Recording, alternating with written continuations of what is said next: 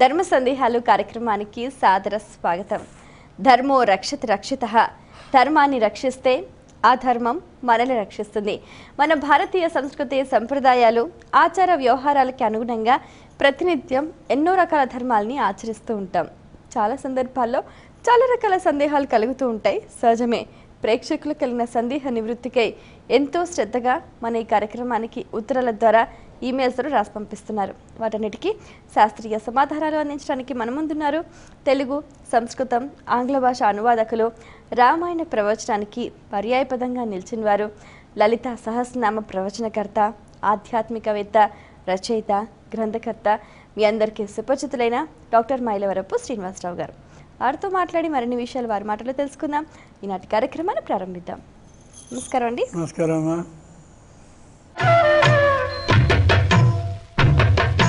మొదటి ఉత్తరం చూద్దామండి. గొల్లల మామిడి నుంచి జానకి రాస్తున్నారు. ప్రపంచంలోని కథలన్నింటిలోకెల్లా గొప్ప కథ ఏది తెలియచేయగలరు అంటూ రాస్తున్నారు. ప్రపంచం మొత్తం మీద ఒకే ఒక కథ చాలా గొప్పగా ఉంటుందని. ఏమిటా కథ? ఆంజనేయుడు ఉన్నాడు, లంకా నగరానికి ఎగరాలి, దోవ తెలియదు. పోనీ ఏమైనా మార్గం ఉందా? మార్గం లేదు. పోనీ సముద్రం మీద ఎగిరేటటువంటి సందర్భంలో ఏమేమి జరుగుతుందో తెలుసా? తెలియదు. పోనీ ఎలాగో తంటాలు పడి సముద్రం దాటి వెళ్ళాడు అనుకుందాం.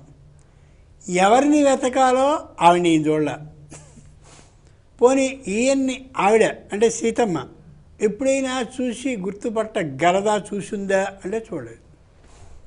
పోనీ లంకా నగరాన్ని ఈయన ఎప్పుడైనా ఆవిడ ఎత్తుకుపో బడని కాలంలో చూశాడా? చూడలేదు.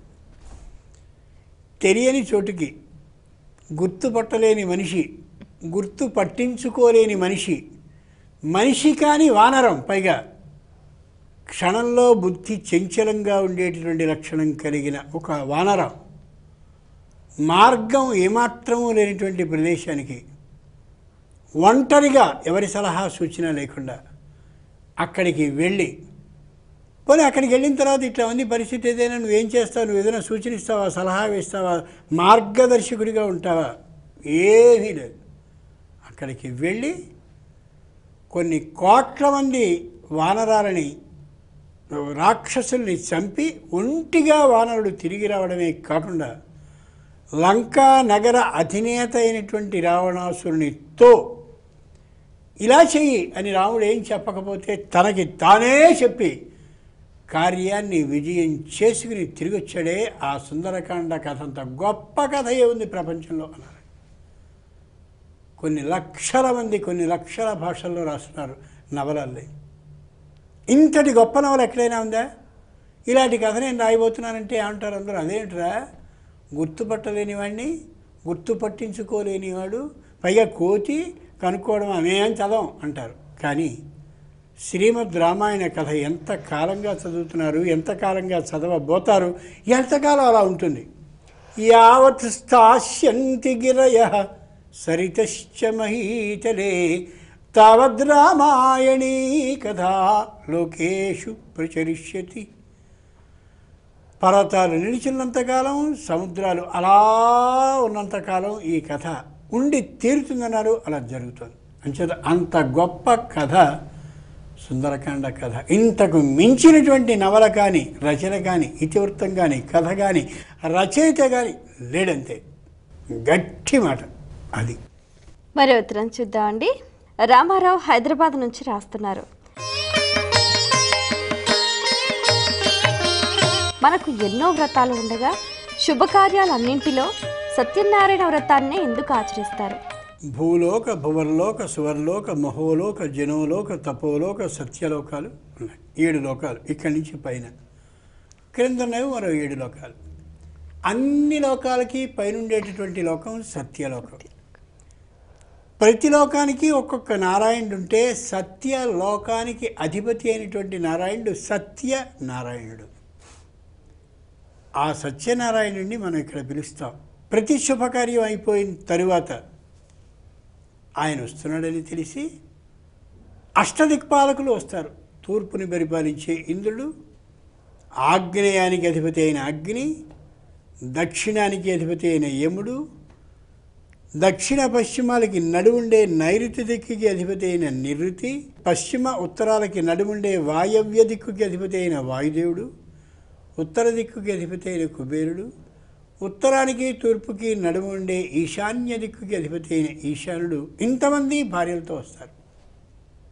ఇన శశి కుజ రాహు జీవ మంద జ్ఞ కేతు భృగుజ ఇతి నవానాం కృత్తికాదిక్రమేణ. ఇన సూర్యుడు వస్తాడు, అధిదేవత ప్రత్యధి దేవతతో. శశి చంద్రుడు వస్తాడు, అధిదేవత ప్రత్యధి దేవతతో. కుజుడు వస్తాడు అటు ఇటు, ఇందాక అనుకున్నట్టుగానే అధిదేవత ప్రత్యధి దేవతతో. రాహువు, జీవ అంటే గురుడు, మంద అంటే శని, జ్ఞ అంటే బుధుడు, కేతు అంటే కేతుగ్రహం, భృగు జ శుక్రుడు, భృగ మహర్షి యొక్క పుత్రుడు భార్గవుడు శుక్రాచార్యుడు. ఈ నలుగురు కూడా గ్రహ రూపంలో స్వయంగా అక్కడికి విచ్చేస్తారు తమ తమ వాహనాలతో, అధిదేవత ప్రత్యధి దేవత సహితంగా. సత్యనారాయణ వ్రతంలో మాత్రమే. వీళ్ళు కాక పంచలోకపాలకులు వస్తారు. ఆదిత్యమంబికాం విష్ణుం గణనాథం మహేశ్వరం. ఆదిత్యుడే సూర్యుడు, అంబిక అంటే అమ్మవారు, విష్ణు అంటే శ్రీహరి, గణనాథుడు అంటే వినాయకుడు, మహేశ్వరుడు మనకి తెలుసు. ఈ ఐదుగురు వస్తారు. ఇంతమందిని ఒకే ఒక చోట ఆహ్వానించి పూజించగలిగిన అదృష్టం మరి ఏ విధమైన వ్రతంలోనూ మనకు కనిపించదు. వీళ్ళతో పాటు ఋషీణాం సప్త మహర్షులు వస్తారు. కశ్యపోత్రి భరద్వాజ విశ్వామిత్రో అథ గౌతమ వశిష్ఠో జమదగ్నిశ్చ. కశ్యపుడు, అత్రి, భరద్వాజుడు, విశ్వామిత్రుడు, గౌతముడు, వశిష్ఠుడు, జమదగ్ని.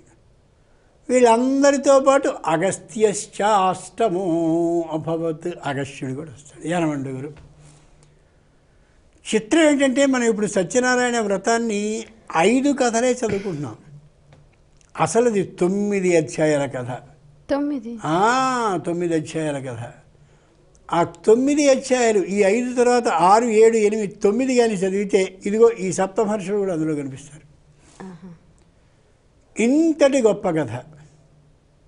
ఈ కథలో విశేషానికి కానీ పడితే ఆ మొత్తం అంతా ఈ ధర్మ సందేహాల కార్యక్రమం దానికే అయిపోతుంది. కాబట్టి ఇంతమందిని ఏకకాలంలో ఆహ్వానించి ఈ కొత్తగా ఉన్నటువంటి దంపతులు ఎవరైతే ఉన్నారో వాళ్ళకి, లేదా ఇప్పుడే గృహ ప్రవేశాన్ని చేసినటువంటి ఆ యజమానులకి, యజమానురాలికి, అలాగే ఇప్పుడే ఈ శుభకార్యాన్ని నిర్వర్తించుకున్నటువంటి ఎవరైతే ఉన్నారో వాళ్ళకి, వీళ్ళందరికీ శుభం కలగాలి అని అందరినీ, మొత్తం దేవతా గణం ఎవరైతే ఉన్నారో అందరినీ ఆహ్వానించుకునేటటువంటి ఒకే ఒక వ్రతం సత్యనారాయణ వ్రతం. అందుకోసమని ఆ వ్రతాన్ని మాత్రమే చేస్తారు. ఒకసారి తూర్పుగోదావరి ఆంధ్రప్రదేశ్లో అన్నవరంలో ఉన్నటువంటి ఆ క్షేత్రాన్ని కానీ పరిశీలించి చూస్తే సత్యనారాయణుడు పక్కనే ఆ సత్యవతీదేవి, ఇటుపక్క శంకరుడు కనిపిస్తాడు. శివ కేశవ భేదం ఏమాత్రమూ లేదనే యథార్థాన్ని మరోమారు దృఢం చేసి కనిపించేటటువంటి వ్రతం సత్యనారాయణ వ్రతం. పైగా ఆయన చేతికి వరదాన నిమిత్తం, చేతికి కంకణం ఉంటుంది. నువ్వు అడుగు, నేను ఇస్తానని కంకణాన్ని కట్టుకున్నాను అని చెప్తాడు ఆయన. కంకణాన్ని కట్టుకుని కనిపిస్తాడు. ఆ దగ్గరికి కానీ వెళ్ళి చూస్తే ఆయనకి మీసాలు కనిపిస్తాయి. నేను క్షత్రియుడిని, రాజలక్షణాలు కలిగిన వాడిని అని తెలియచేస్తూ. ఇంకా అనేక రహస్యాలు అక్కడ ఉన్నాయనుకోండి, విషయం ఇది.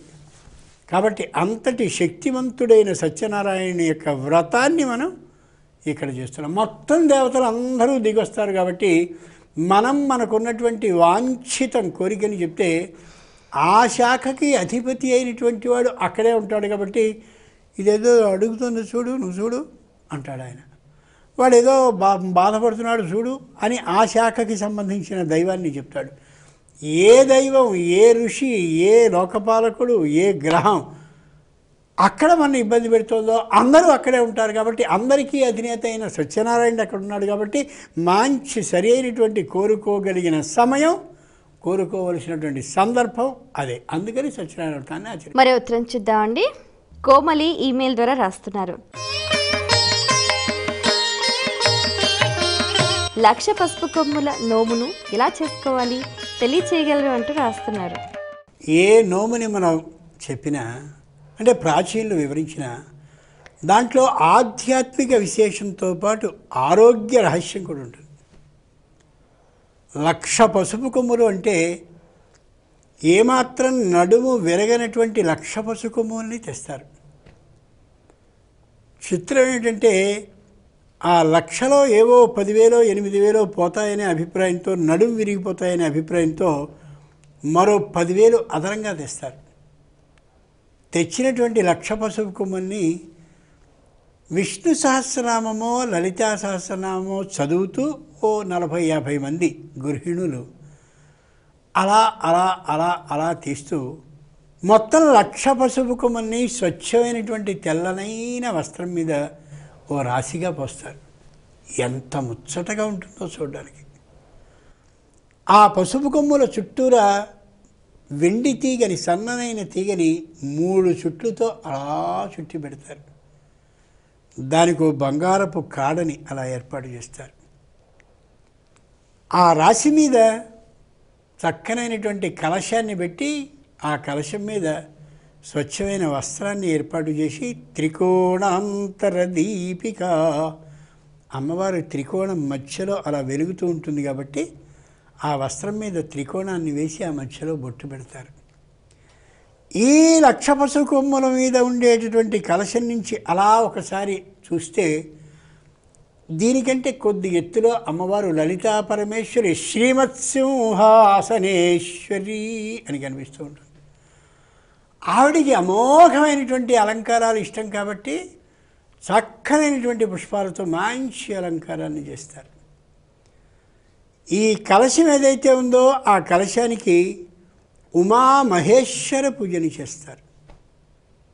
ప్రారంభంలో గణపతి పూజ, పుణ్యాహవాచనం, ఆ తరువాత మండపం అంటే అష్టదిక్పాలక ఆహ్వాన, నవగ్రహాల ఆహ్వానము చేసి ఆ మీదట ఉమామహేశ్వర పూజని చేసి, అమ్మా 1,00,000 పసుపు కొమ్ముల్ని నేను పసుపుతో, కుంకుమతో, ఒక నాణ్యంతో, నాకు యథాశక్తిగా ఉన్నటువంటి వస్త్రంతో ప్రతి ముత్తైదువుకి ఇలా వాయనాన్ని ఇచ్చుకుంటాను అని అంటూ తాంబూలపూర్వకంగా దానం చేస్తారు.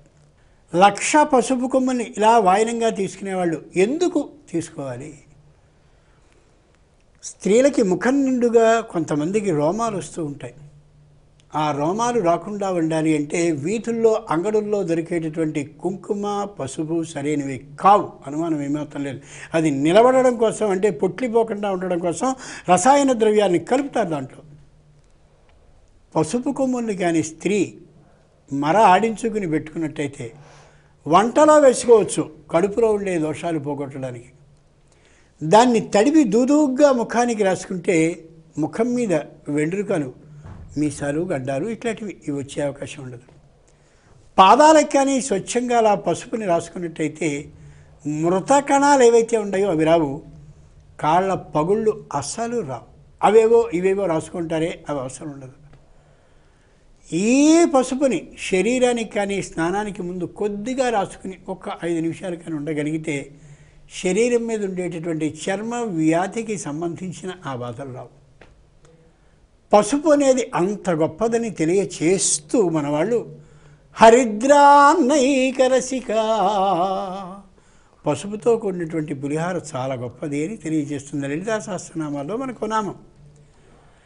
ఇక్కడ ఈ పసుపుని నోటిలోనికంటే ఆహార పదార్థంగా, శరీరానికి ఏ విధమైనటువంటి చర్మరోగము రాకుండా ఉండే పదార్థంగా, పాదాలకి వ్యక్తికి సంబంధించిన పీనసం అంటే పడిశం మొదలైనవి రాకుండా ఉండేలాగా, ముఖం మీద రోమాలు రాకుండా ఉండేలాగా ఇన్ని విధాలుగా ఉపయోగించేటటువంటి పసుపు ఇంత అవసరం అమ్మాయి అని చెప్తూ ప్రతి స్త్రీకి పంచేలా చేశారు ప్రాచీనులు.